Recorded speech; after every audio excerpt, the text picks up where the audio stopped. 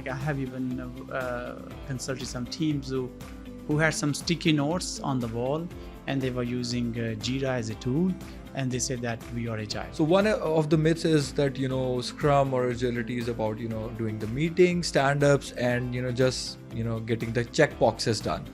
So what do you think? What are the major misconceptions and myths and how you usually, address those misconceptions? You need to work as a one team, collaborative collaborative team. Yeah. So it's very natural that if you want people to follow you, you need to have the leadership capabilities. Are you using a Jira tool? Are you having daily Scrum or daily stand-up, whatever? That does not make you agile. Like Spotify or Netflix, they say that agility is in their DNA. Is it real? And if it's real, what smaller organizations can learn from them? We as a human being, we need each other. Yeah, absolutely. Emotional aspect. Yeah, emotional aspect. Discussion aspect. Yeah. Let's have a chai and a samosa aspect. Yeah. Absolutely. Hello, welcome to the next episode of Vaival Podcast Lounge. I'm your host Shiraz Iqbal, and today with me I have Khurram Bhatti, who is an enterprise agile coach and certified trainer. Welcome, Khurram, to the Vaival Podcast Lounge. Thank you very much, Shiraz, for having me. It's a pleasure to be here. Thank you so much. And Khurram, starting this podcast, you are the first external guest of this podcast series. Okay, it's nice to be here. Yeah, so thank you so much for that. And how did your journey started towards the Agile and Scrum part? And was it by passion or by accident, or was it the necessity of survival? I would say it was a lot about the passion, even though I had development experience and QA experience.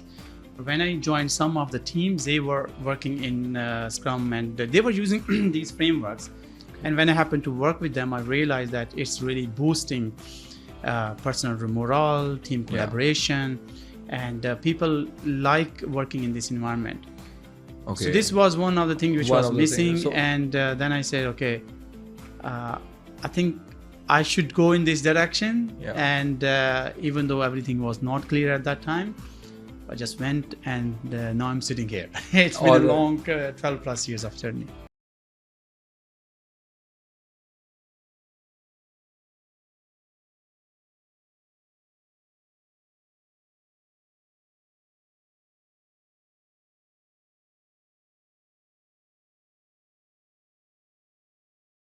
Something that actually gives me goosebumps. Yeah, so what happened, I went to Sweden in 2008 primarily for my education, as they say, Ala Talim. So I wanted to have a different exposure, and I did some work with, I completed my education, I started working with Ericsson, and their team also using, they were using all these framework, very nice one. All right. And then I realized that these things will be very helpful for people in Pakistan. Then I came back in 2014. I did a half-day session on Scrum in my previous company, and then I went back, and in a way I felt like more of this can be done. Earlier people used to travel abroad for the certification, and then in 2017 I primarily very much focused on starting this community. I partnered with other people, and I just got to know Anjum was also in that group, benefiting from our discussion. Okay. So the purpose was that we need to bring international trainers here, and that was Pakistan. Not easy. And I thought, okay, I can jump on this journey. And I think that was one of the best journey I have taken. It has helped me grow as a person. It has helped me grow as a trainer. I have met a number of people. I have traveled to almost 10 plus countries. Wow. Just to become there, and finally in 2023 I became one. So very nice feeling, I would say. Wow. Yeah. So I think those moments can really give anyone the spark that it requires. Yes. And and then the later part of your life, you found it towards agility. So I think the organization that you founded, we want to know, our audience want to know, what was the idea behind it and how did you started it? So even though I was working with other multiple partners in terms of community work, based in Sweden, I was also doing some trainings there as well. I wanted to found something. I wanted to more of a purpose for myself. And at the end of the day, I sat down one day and said, like, what is the work that I'm doing right now is helping people. Yeah. And even if I have a conversation with one person, if I have a conversation with a team or an organization, I'm helping them towards being more agile. Yes. So it's a more about taking people, teams, leaders, or organization towards agility. Okay. So my passion is a lot about not education only, but I want to take them on this journey. It involves theory, but it involves a lot of practical applications. And that's how the name came, towards agility. Yeah. And I think it's a very progressive name. I really like it. So you did it for the community, for the people, so they can actually learn from these things. But still, there are so many misconceptions and myths about Scrum, project management, and agility part. So one of the myths is that Scrum or agility is about doing the meetings, stand-ups, and just getting the check boxes done. So what do you think? What are the major misconceptions and myths that and how you usually address those misconceptions? So I would say the myths and misconception, whatever name we give, it exists in all the roles. These primarily highlight even more when people lack the understanding. Absolutely. So I think it's very important that before saying something, we need to first of all understand it. So you mentioned about the meetings and what was the other one? Meetings and getting the check boxes done. That's all. So I would say one of my primary reason to become a trainer and a facilitator and a coach was I could easily say that it was more about bringing people together. It is a collaboration. Now what means is, like, at the end of the day, I believe meeting is a part of the work. You cannot isolate it with the daily work. Why? Because if we have to take some decisions, if we have to do some brainstorming, if we have to discuss something, if we have to align on some topics, that is done in a meeting. So if there are people saying that this is only a meeting, for me personally, it clearly indicates that they lack the purpose. They don't understand the purpose. Absolutely. And this can happen with let it be. And the purpose is the core component of anything, whatever we do in life even. So, you need to have a purpose against that. I mean, if I tell people to march 10 steps, they can go in any direction. If you tell them you need to go in this direction, that becomes more purposeful. So in kind of a checklist, it's more about tracking our own progress.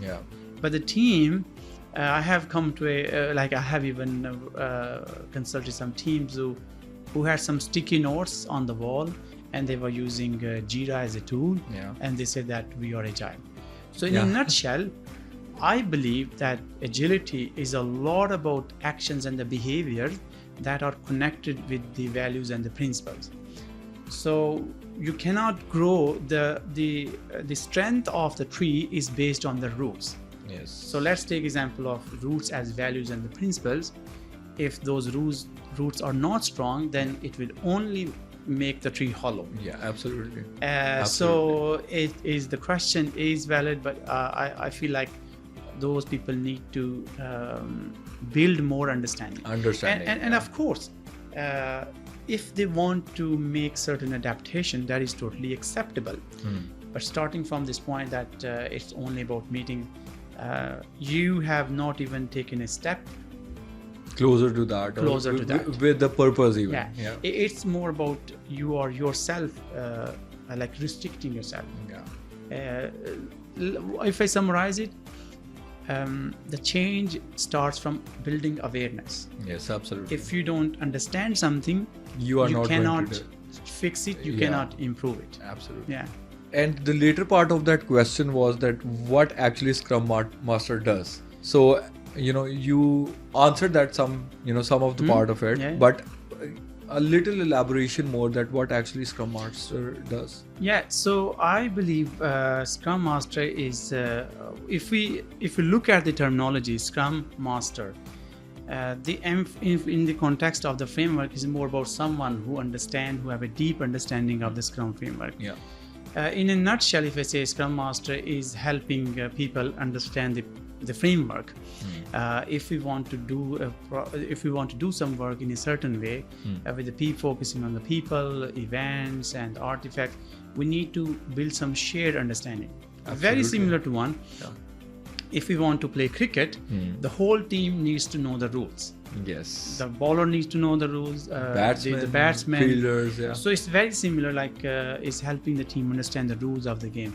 So you can, of course, you need to play better as well. Yeah. If you make a foul, then you mean it's something not good. So what does Scrum Master do is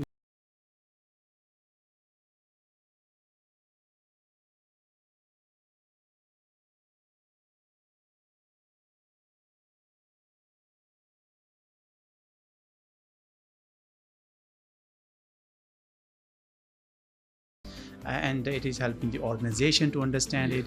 It is helping the teams and the organization that how we can use an empirical approach rather than taking a big bite. Yeah. What is something we can make it more smaller, more manageable, that we can build, release it to the market. Yes. People can give feedback And can have some real good impact. Yes. So those are, I would say, an abstract. I have worked as a Scrum Master, and I would say the work which I was doing as a Scrum Master, it was very appreciated by the team. Yeah. But you need to understand the dynamics. You need to understand how your leadership style is.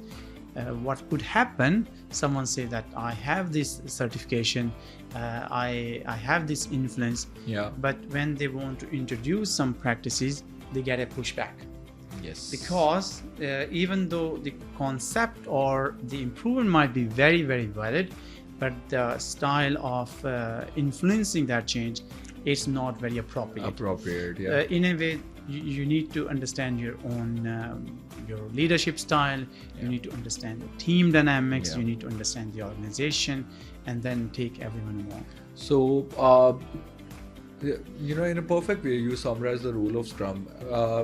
Three major qualities I want to ask you about a real good Scrum Master. Three qualities. What do you see, in a good Scrum Master? So, I think that it's a very people-focused role. Yeah. Or you can say, in terms of Scrum framework, accountability. Accountability. You need to be good with the people skills. People management. Yeah, I would say not management, but more of a people-focused skill. It's helping people understand. For example, you want to introduce some refinement sessions in your team, and you want to promote that we need to be more collaborative rather than people working on smaller tasks. We need to work together as a one team, collaborative team. Yeah. So it's very natural that if you want people to follow you, you need to have the leadership capabilities, leadership skills. Absolutely. And the second, I would say that you need to have your own self-awareness as well. Some people are really good in I would say, in order, before you can lead other people on the team or organization, you need to have your own emotional intelligence understood. And the third, I would say, you need to have a good amount of patience, because if you don't have patience, change is different for different team, for different member. Yeah. So you need to understand how the team dynamics is working, so you can work accordingly. For that, you need to have patience. You need to have more self-awareness, tolerance, intelligence. Awareness. Yeah. I agree. Yeah. And the leadership. The reason I said less about the content, fourth could be the content, but I feel like this is people having these three, in my opinion, these capabilities or the skills, they can help the team and organizations much more better, and they can work in a more efficient manner if they have these sort of qualities in them. So, and eventually that to make that thing, to ensure that thing, Scrum Master should be there to, make things happen like this. Yeah. So I think, just to add one more point, earlier in the afternoon, I have having a conversation with someone saying, oh, I have all these nice ideas and I have identified people, but they are not listening to me. Yeah. And I could easily judge that there was a lot of frustration in the expressions. Yes. So I help the person is like, okay, we can put the team on one side, but what is something that you need to change? Yeah. Because otherwise it becomes a blame game. Absolutely. This team is not changing. This team is a bad team. This person is not working. But oftentimes we forget to introspect. Absolutely. So it's not I would say it is a very respectful opportunity, and given the space, these people can make a lot of positive impact on the team and organization. Absolutely. Other than just checklist and the Yeah. So I feel like that might be a part of the work, but that's not the work. Absolutely. Yeah. So, three things that I want to point out here that is the part of Scrum. One is that we often see the conflict resolution. Yes. Then the other thing is that you need to balance the coaching as well. Yes. And the third thing is the delivery part. I think the four most important part, the delivery part. Okay. So, what do you think? Which one is the toughest one out of these three?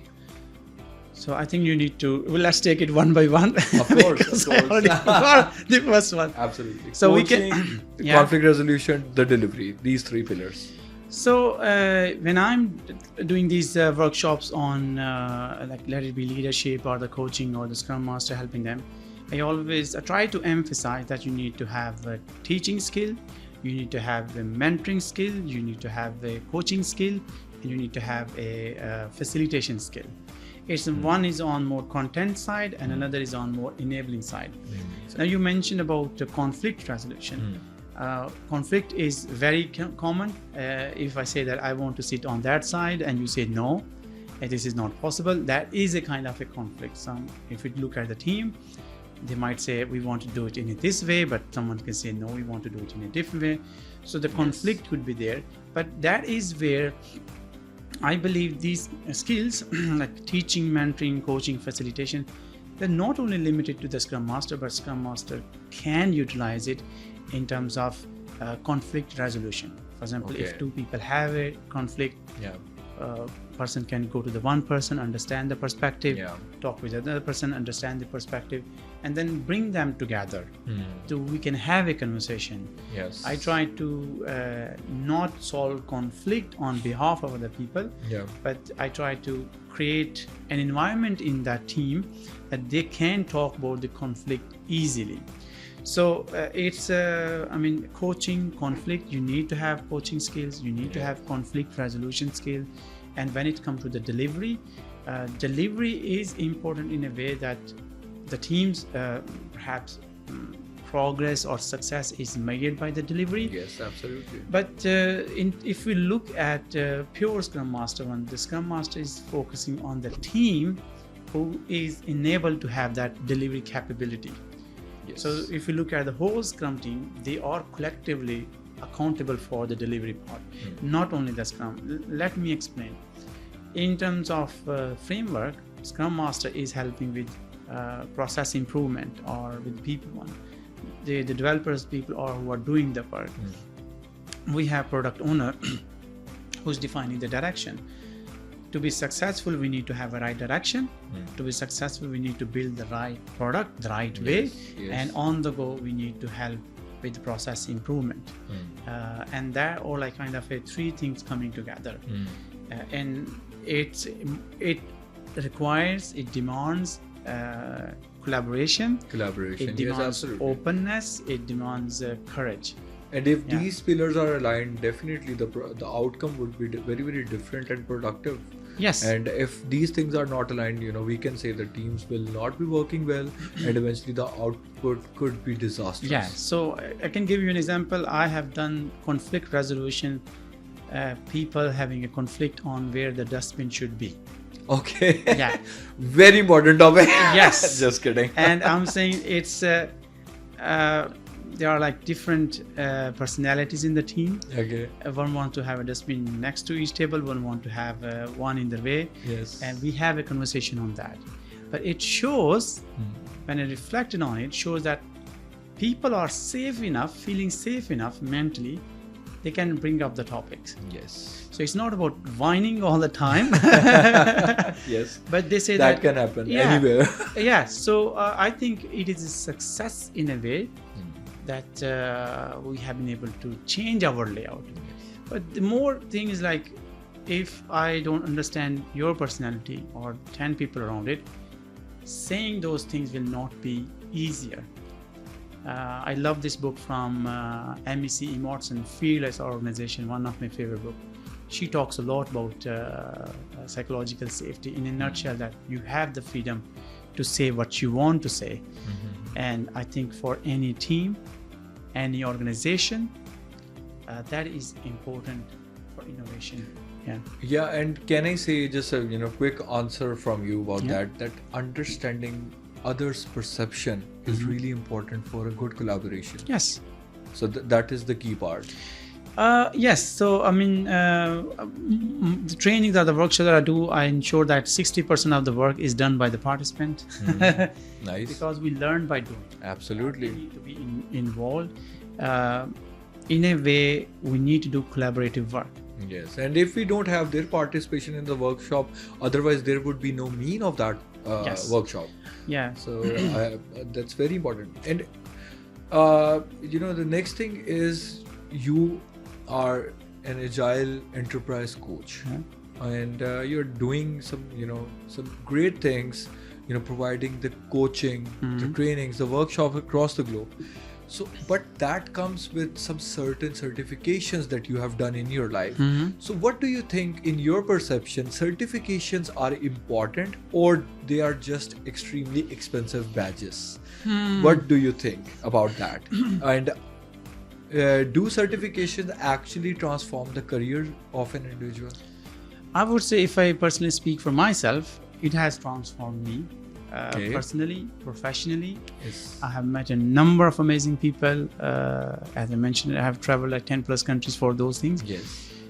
If you are going to a course and you're not taking away any changes, that certification is more of your educational receipt. Yeah. That I spent money here. Yes. In order to learn something, you also need to have some level of openness, acceptance to trying out new ideas. Yeah. So it is important in a way that whatever course you do, when some people reach out to me, hey, I want to do this certification because it's looking nice on the CV, or this is popular in the market, the question I ask is like, how does it aligns with your goal? Yes. And how this will help you to start practicing what you will learn in this course.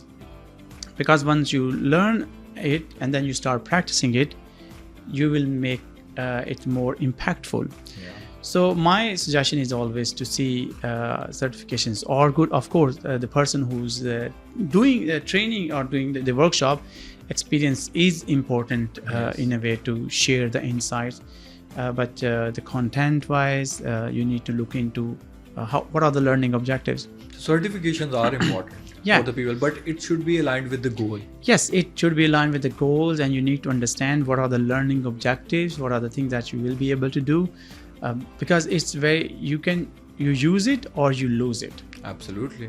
So let it be Scrum, let it be leadership courses, let it be, for example, practicing powerful questions, active listening, conflict resolutions, collaboration part. If you're not actively doing it, after a passage of the time, you will forget it. Okay. So, that's how, you make yourself with the experience and the certifications. Taking you back a little bit again, I want to give you one example. Yes, sure. So you talked about, we can have a conflict between the two team members. Yes. But what if I say the team is doing perfectly nice, but the problem part is with the managerial person on the managerial level or the leadership? How one or the team members can actually resolve this situation if the problem persists in the managerial part? Now, when the team is one layer, yes, and more hierarchy we have is another layer. Yes. There is a very nice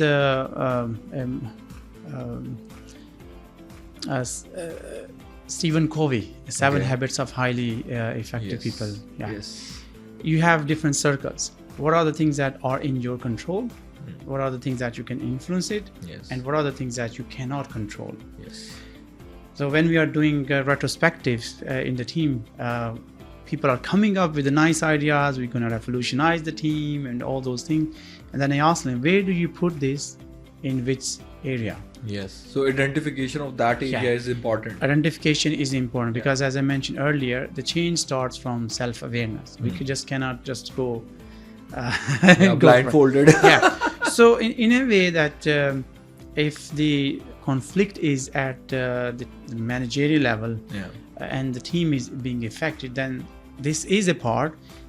The manager of the team, the Scrum Master or the coach, the team coach of that team, can help facilitate a discussion. Yeah. So the communication is the key there. Communication is the key, but it's very similar to one if you're growing any vegetables or even that seed has the strength of bearing that Yes. fruit. Absolutely. But if you do not prepare the soil, it will not produce anything. Absolutely. So all the farmers spent a lot of time is into preparing the soil with all the urea and the ingredients. Yes. And similarly, when the conflict happens, that I think conflict could be very beneficial because that gives you an opportunity to do some improvement. All right. Now, there are two extremes of the conflict. One is you totally say whatever you want to say. Other extreme is let's stay silent. Let's be it is like this, what works in the team and the organization. And other is like a lot of fights, but it's more about conflict continuum. You take the middle ground in a way that you are trying to have a conversation with the people. Okay. And that's where these leadership capabilities I mentioned, people skills emerges from- can really help you. Yes. And I think creating that culture is important. It's important. Yeah. Where you can raise the voice against those things and have the communication. I would rephrase it in a way, not the voice against them, but more of you have the possibility to highlight it. Highlighted, yeah. Yeah, Absolutely. in a way, because sometimes we have to be mindful about the wording. Otherwise, there might be another. It's a nice book, and it's not what you say, it's how you say it. Okay. Yeah. So, I think you have given a very nice example that it's about conveying your message with a nice format. Yes. Not to just raise a voice. It's Yeah. about highlighting a point in a meaningful manner. Yes. And okay, so what if I tell you that you went for a coaching, agile coaching training or workshop, Yeah. and you see where you meet a CEO that says, we are completely agile because we do daily stand-ups. Yes. So what's your first reaction to that? I said that very nice. I like that part. But after that? No, but I think throughout my experience, the work that I have done, one thing that I have realized is more about you start where the people are. It's like we are sitting in Lahore, if we have to go to Islamabad using a GPS device, the first thing that a GPS does is where am I? So then it has identified, then it gives you all the routes, and if you make a left wrong turn or the right wrong turn, then it says please kindly reroute. It doesn't say that, hey, you stupid human being, you don't even know there's a blockage and you don't even know how to reroute. Yeah. So very much about that, I agree. Yes, you're right, but let's try to see your actions and behaviors and your practices. How does that aligns with what you are saying? It's more about bringing reality to them. Stand up means that it doesn't mean that the actual term is daily scrum, by the way. Yeah. Just doing it, but how that is helping your team reach their goals. Yes. Because it's more about collaboration. Productive, to reach their goals. Yeah. So we need to ask that, okay, whatever goal you have, how this practice is helping you reach that. If you have a challenge, how this is helping you overcome that challenge.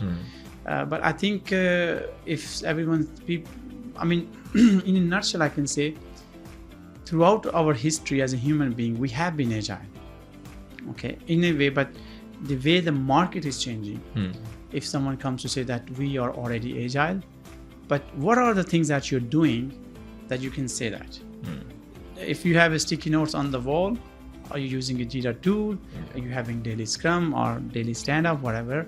That does not make you agile. Agility is more about an objective, that you have this capability to adapt quickly. You're listening to the feedback. So if your company is saying agile, I might ask, okay, what is the recent feedback that you have received from your customer and how did you implement it? Okay, what is the latest retrospective item your team has identified and what did you do about it?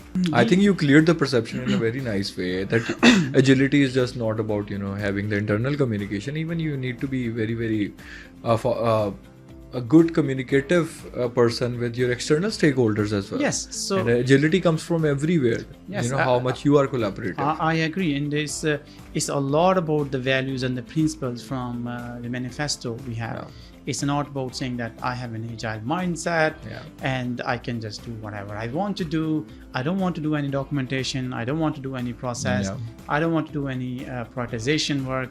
I just wanted to be agile. I think that is not agility. That is stupidity. If I put in a light way. Because you are doing more harm to yourself. Absolutely. Yeah. So another example, I often come with the names for the examples that I usually quote. That we see that some very large organizations of the world, like we say Amazon, Tesla. Especially Tesla, when we talk about Elon Musk, those organizations and those people move very, very fast. Yes. And do you think that their way of working is still aligned with the principle of agility? Yeah, I mean, so that's where we need to bring into complexity domain. The work that these organizations are doing, it's very complex. Yes. You gave example of Elon Musk. The mission was to send satellite or people on the orbit, and the rocket comes back. Absolutely. And many people called Elon, you are crazy, and all of those things are such statements. But now they had a number of failures, like rocket going up, 1 million gone. Gone. Crash and gone. But they are learning organizations. Absolutely. So agility also requires you to become a learning organization. Okay, we had this failure. How do we take this failure? As a learning or as a kind of a blocker for us? Okay. What did we learn from it? They are doing a lot of it. I mean, these organizations like Amazon, let it be Microsoft or Netflix or whatever big corporate, they have these capabilities or frameworks in place that they kind of a foundation that supports agility in a way that they are having multiple features committed every day, perhaps fixes being committed. They have really optimized their process. They have removed the bottlenecks that they are focusing on the flow efficiency. And once you have that mindset, that how we can make things faster. I mean, in today's world is we want to be from A to B quickly. We want to have our we Amazon need to save packet, time and eventually get the best output or the product out of it. So I mean, you need to become a learning organization in a way. We are looking at this organization as a whole, not as a team, not as an isolated team, not as a silo team, but how these teams are interconnected with each other. Where is the dependency? Where are the bottlenecks? Where are the impediments? And how we can optimize our process, and how can we measure our process. The organization that I currently work with, we emphasize a lot about how do we know that we have improved. So what is our metric? So we need to gauge that part. We cannot say that we have just improved, but how do we validate that assumption? Have our collaboration increased? It used to take 1 week, now it's taking 4 days. Okay, now we have improved. Is there any room? But in a nutshell, bottom line is this, the organization needs to become as a learning organizations. They need to do a number of experimentations. If you don't experiment, and you can't go further. You have to we only hear about success stories, but not the failures they had. Absolutely. So the time they spent on that, the patience they had during those failures, yes, every single thing. Yeah. So there is a very when it comes to process improvement, I done some activities, and one activity is more about Ferrari pit stop, where they change the tires. Yes. Like less than a second. Yes. But back in 70s, it used to take them 20 plus minutes. Absolutely. Now they have reduced it to less than a minute. It means that they were very much emphasized, or like their focus was on how can we reduce this time. They have better tools, they have better structure, people are trained on their skills, everyone knows where should be, everyone knows what they should be doing, everyone knows what to do when the car comes, everyone knows what to do when the car has left. Yes. Learning organization, experimentation, improvement and collaboration, and improvement. Okay, so a quick answer from your side, that when some organizations say that we are totally agile, like Spotify or Netflix, they say that agility is in their DNA. Is it real? And if it's real, what smaller organizations can learn from them? I need to dissect and take their DNA sample to see if that's the simplest answer. So the thing is, I think we cannot become overwhelmed by these big names. Of course, I have a lot of respect. Company that I used to work, the Spotify was next street. Yes. Klarna is next street. Yes. The Spotify company, they have been focusing on process improvement. They have been focusing on flow efficiency. Yes. They want to have this resource efficiency, how much work one person can do, but their emphasis was more on flow. They have done a number of experimentations. You might have heard about Spotify model, which is only a snapshot. I have actually happened to be with Henrik for some trainings and stuff. It was great to be guest there. But that is just one way to do it. Now I asked about DNA. So when we say in the DNA, it means that every individual understand the principle of agility, and they are finding or they're looking opportunities how they can improve their work. For example, in one of the team, very simple example, we had tables like in a row, 1, 2, 3, and someone have to step up and go to them. We realized how we can make it more open, how we can make it more welcoming. So we discussed it. We discussed it on a whiteboard, and we laid out different seating arrangement. And then we say, if we have all our tables facing wall, then we have a bigger area, and then we can just lean back and lean forward and have a conversation. That is one experimentation. Another experimentation is we need to do more about refinement activities, or more of alignments with the stakeholders. Why don't we have open office hours? We had like literally written down, these are our office hours from 10 to 11. Anyone is welcome, just drop in and one of the people will help you. So what we did was those smaller iterations, smaller experimentations that helped us understand what is working and what is not working. If that team that I worked with, we were very much relying on sticky notes. I can promise you we did it. We had a wall on the sticky notes, and I was helping 5 teams coming there. In a nutshell, if I say DNA, when we say about the DNA, it means individuals are looking for ways to improve the work, their daily work. And now in order to make that happen, we need to have a culture of experimentation. We need to, as I mentioned earlier, we need to have a culture of learning. Now an individual says, we need to change these arrangements. We need to have this style of documentation. And some authority says no. There might be a reason behind saying no, but then what else we can do? All of these things that we have discussed, companies try to make them better.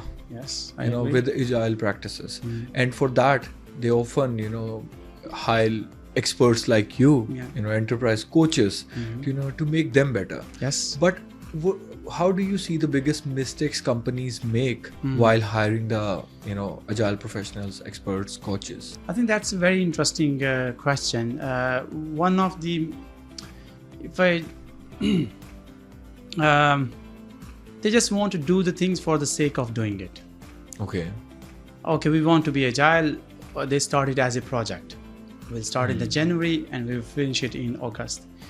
And I think they are setting unrealistic expectations not only on the person helping them, and also on other employees as well. We should be talking more about enablement, how that person can enable the teams and the organization to do that. It's more about doing some work, showing some work, and then setting the team and organization to run in this direction. They also need to build some internal capabilities, people who can later on continue on this journey. They also need to have some patience. So just not to have the agility on the cards, but to actually mean it and to implement yes. it. And they, because it will require doing changes in certain practices or in collaboration. So they need to understand that this will happen. And some of the organization, we had a similar discussions, and when we came up with these points, they were not willing to change. Okay. Yeah. So, further taking our conversation into the next part, artificial intelligence. Yes. That is, the conversation and the topic that's... I'm a bot. Yeah. So... Khurram is sitting somewhere else. So, what do you think? I mean, AI is everywhere, in every single function of the business operation nowadays. Yeah. So, do you think that AI will actually, is changing the role of Scrum Masters, the Agile coaches? I will give a more of not connected with the Scrum Master or the coach. Is more about general. As you mentioned, it is impacting one or the other way for everyone. Absolutely. So for me, how do I see AI is as a tool? How this tool is helping me do my work in a better way. For example, when I am designing some workshops, I am designing trainings and change management programs, I do have a kind of a helicopter view idea, the structure of the program, and then I just consult it. Okay, this is something I'm trying to understand how to fix it into discussion part. Then I get some ideas. Okay, but at the end of the day, I am looking at the output of that text and generated text and making the decision. Similarly, whatever role you have, let it be a doctor, let it be engineer, let it be HR, finance, legal, we can use it as a source of wisdom. So in a way that I think we should not be very fearful of AI. Definitely it will have its impact. But the question that the thought that I want to give is like, try to understand this tool, how it can help you do your job in a better way. It's an assistive tool. So because the fear comes from unknown. We don't know about it, so we don't know how dangerous it is. So rather than generating that, converting that unknown to the known. So then the fear will be less, and then when you have developed that known, you can say that, okay, now I know X, Y, and Z, and based on this information, what are the things that I can do for myself and the team? All right. So, we heard that some of the organizations actually practice this to implement the AI Scrum Master in their processes. And eventually, what they did is to automate their daily scrums, stand-ups, and to check the blockers and the progresses. Do you think it is the future of this, or it's a distraction? And eventually, what do you think, that AI is actually going to replace the Scrum Masters in the future or not? So 2 parts. So the first one is, the companies that actually use it and check the blockers, and the second, that actually going to replace it or not. I think that will become more of a zombie conversation. I would rather suggest that use the AI capability in terms of note taking and in terms of getting help in terms of impairment. But I really believe that human interaction in any collaboration or creative work, you need to have that present. Otherwise, human presence is in a way important. Human. Now, some of the organizations, they are asking their employees to do these online trainings. How many of those people enjoy those online trainings? Automated that's a online very important trainings. point that you said. So it's like, okay, no, everything is recorded. It could be some kind of a pre-work. Everything is recorded. You just need to take this training, and people are finding ways to skip it. As far as I know, many people have complained they are not enjoying it. But in a nutshell, for the meetings part, wherever collaboration is happening, wherever innovation discussions are happening, human presence will make a huge impact. At the end of the day, we are human beings. We are social beings. We need to have some level of discussion. I don't know if that AI has a human intelligence to ask about, hey Shiraz, why are you feeling a bit down today? Not exactly today, but maybe in future. in future. So we have those conversations. But you cannot replace it with the human touch. I mean, that's the presence of a human is always the care, the affection that a human can show, or the human mind can think. I mean, that's my opinion, that human perception or human thinking is always should be there. Yeah, I mean, the AI definitely can. This tool can help you with summarization, with note taking. But at the end of the day, we as a human being, we need each other. Yeah, absolutely. Emotional aspect. Emotional aspect. Discussion aspect. Yeah. Let's have a chai and a samosa aspect. Yeah. Absolutely. I think you have been in Sweden and you must be, remembering so much about the samosa. Yeah. So whenever I do trainings in Pakistan, so samosa is one of the important snacks, part yes. for you. All right. So, and the next thing is that there are many tools that are actually assisting the people.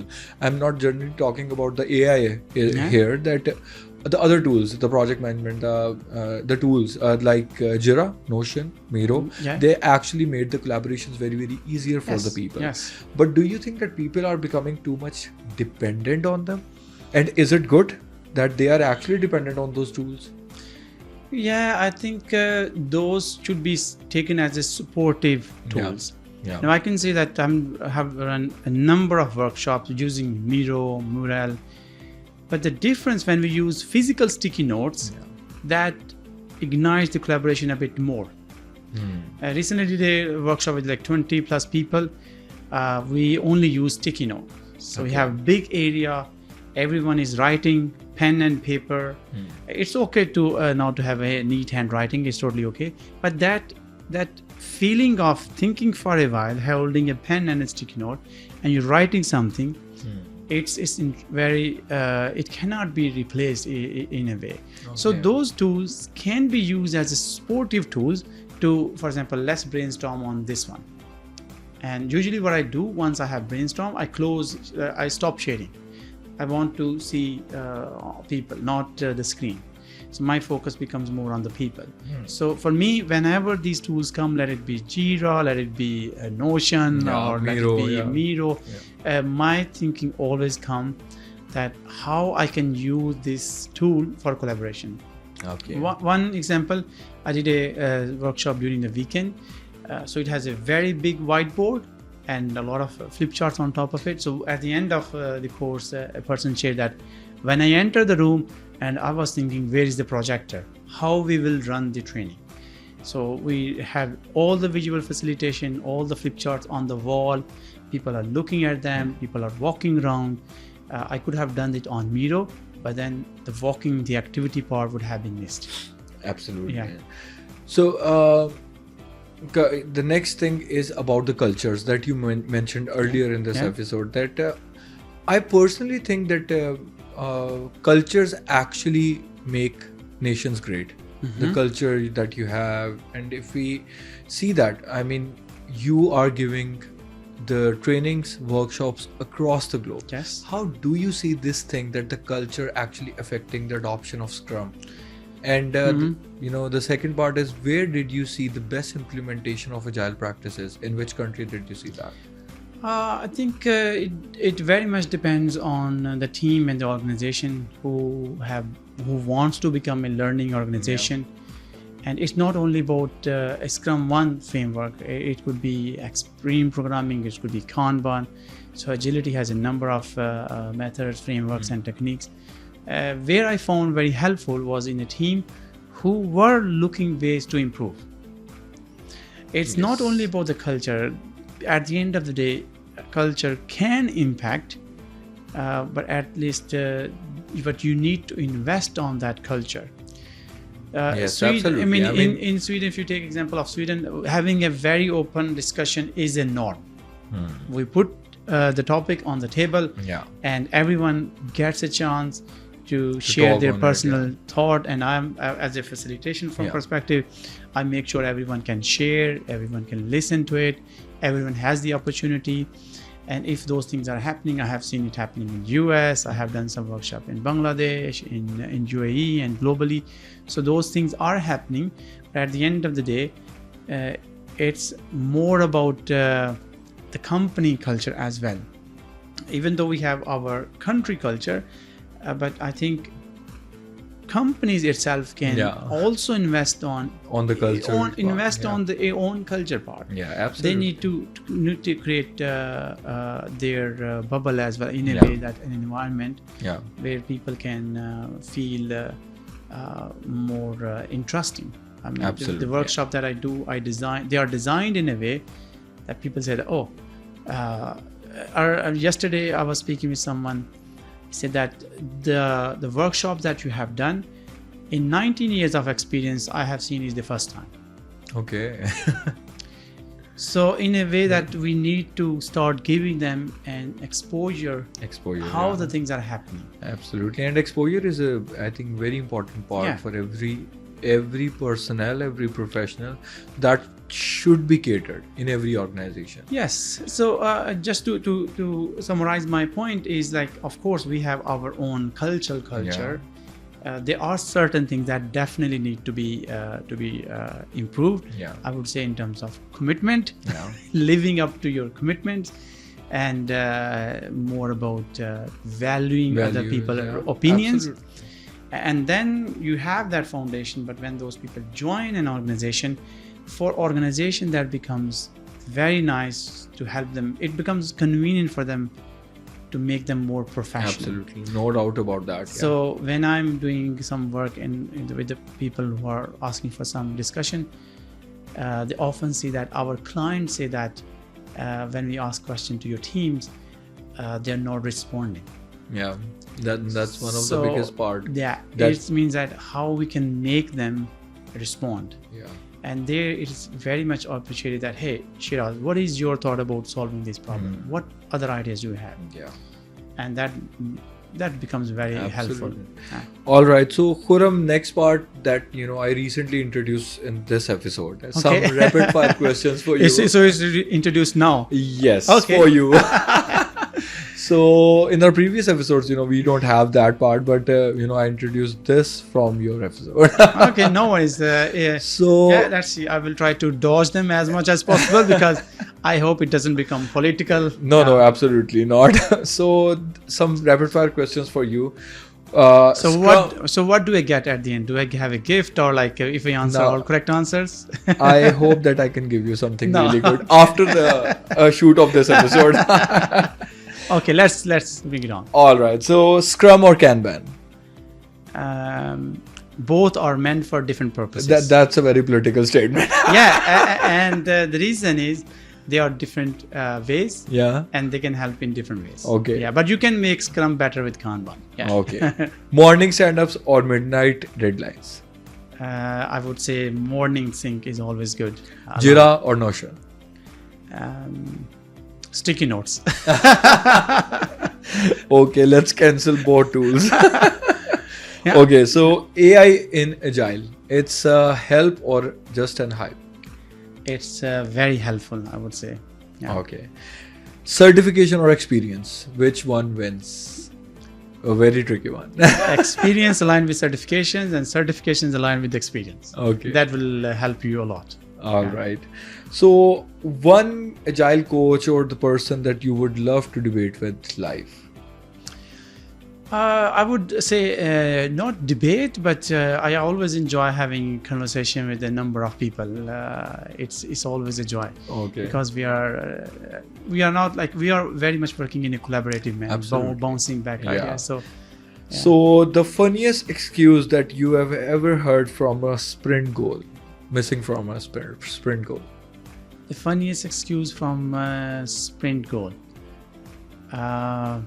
It's more about platform availability.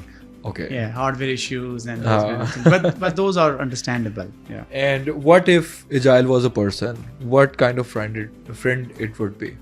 It would be very disciplined. Disciplined. Yes. Okay.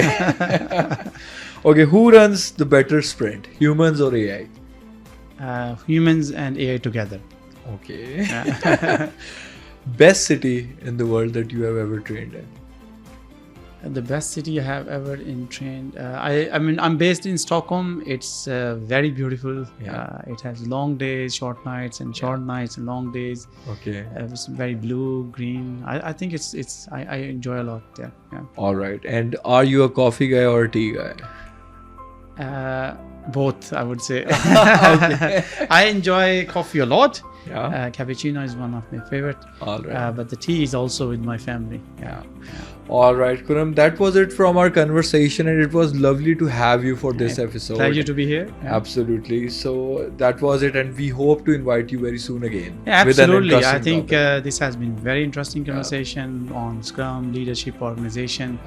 And I hope this becomes valuable for us. Absolutely. Some inspiration or some insight for someone. For audience, yeah, absolutely. And I'm happy to help if someone wants to get in touch. And Of course. So yeah, definitely. Thank you so much, Khurram, and thank you so much, audience, for seeing this episode. And I would like to say that please keep following us on our social channels. Do subscribe on our YouTube channel and ring the bell icon so you will receive the notification of our latest episodes. See you in the next round. Thank you so much.